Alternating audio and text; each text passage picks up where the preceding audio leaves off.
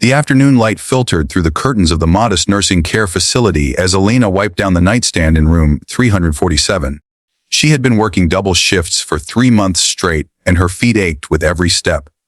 But when she looked at the frail man in the bed before her, something softened in her chest.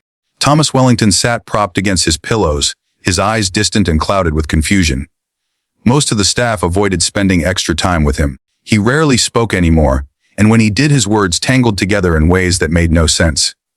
But Elena saw something different when she looked at him. She saw someone who had once been young and full of dreams just like everyone else. She began humming as she worked, a gentle melody her grandmother used to sing to her back in Honduras. Thomas turned his head slightly toward the sound. Elena noticed and smiled. Without thinking too much about it, she began to sing the words softly in Spanish. Her voice was nothing special, but it carried warmth and genuine care. She sang about mountains and home and love that never fades. Thomas closed his eyes, and for the first time in weeks his expression relaxed. The tension in his shoulders eased, and something like peace settled over his weathered face. What Elena did not know was that someone stood in the doorway watching. Daniel Wellington had flown in from Seattle that morning after months of canceling visits due to board meetings and product launches. His tech company had just gone public, and he was worth more money than he could spend in 10 lifetimes. But standing there watching a stranger sing to his father, he felt something crack open inside his chest. He had not seen his father look peaceful in over a year.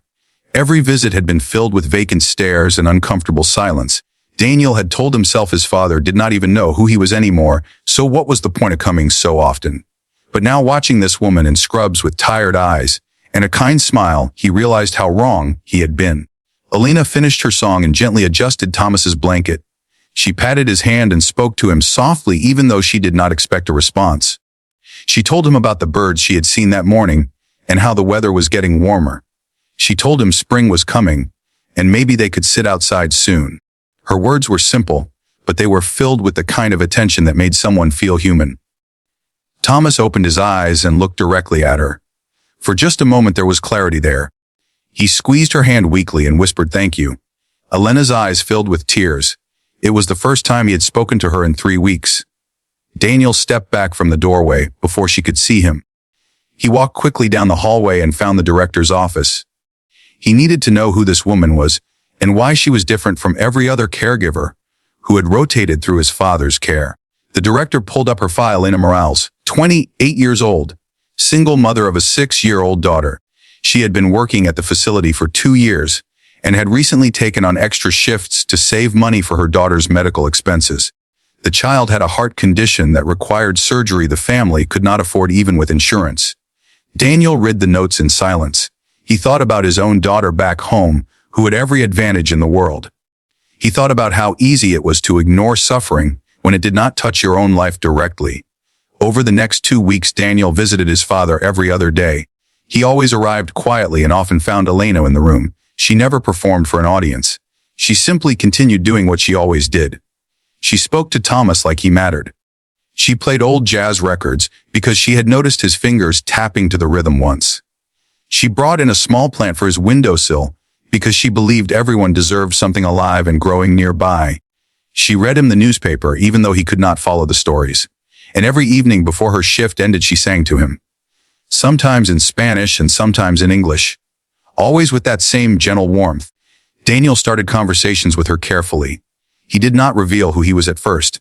He introduced himself as a visitor, and Elena treated him with the same kindness she showed everyone. She told him about Thomas's good days and bad days.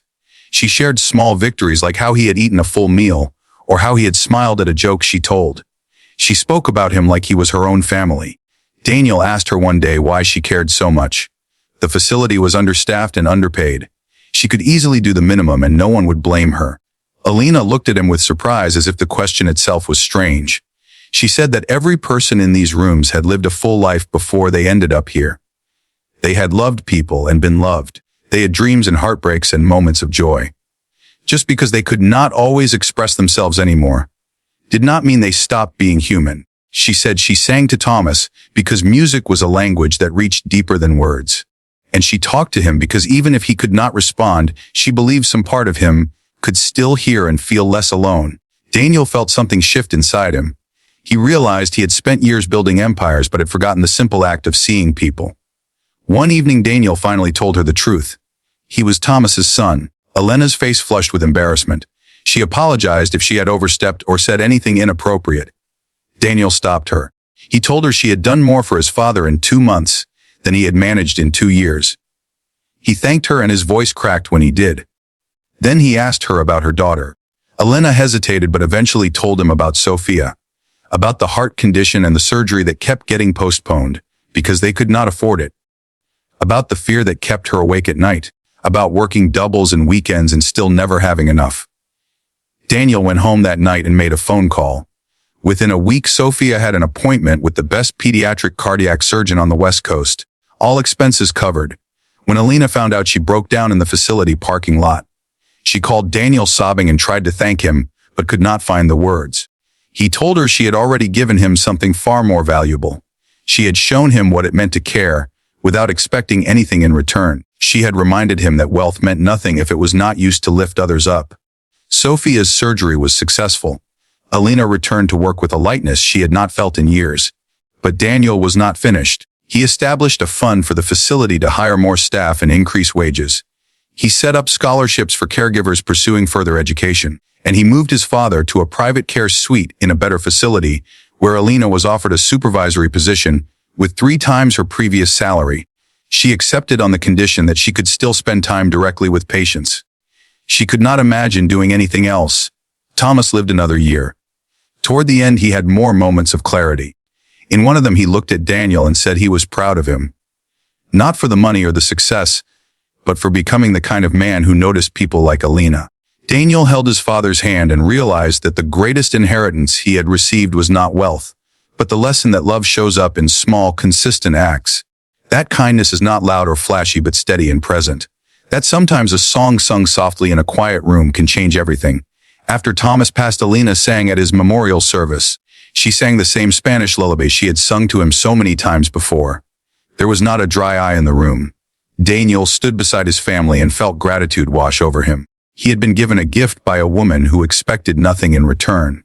She had taught him that the most powerful thing any of us can do is show up for each other, especially when no one is watching. If this story touched your heart, please take a moment to like this video and subscribe to Pure Kindness Stories. Share this with someone who needs a reminder that compassion changes lives, because every small act of kindness creates ripples we cannot always see. And sometimes the most ordinary moments hold the most extraordinary power. Thank you for being part of this community that believes in the goodness of people. Together we can spread more light in this world.